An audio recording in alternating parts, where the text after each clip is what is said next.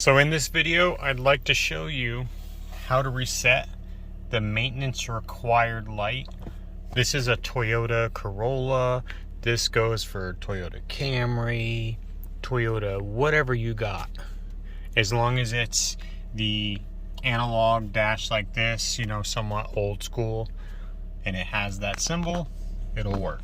So first thing you need to do, turn off the car.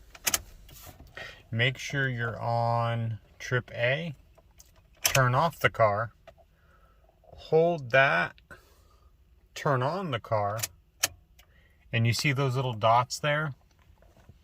As soon as they all fade away, you're all set.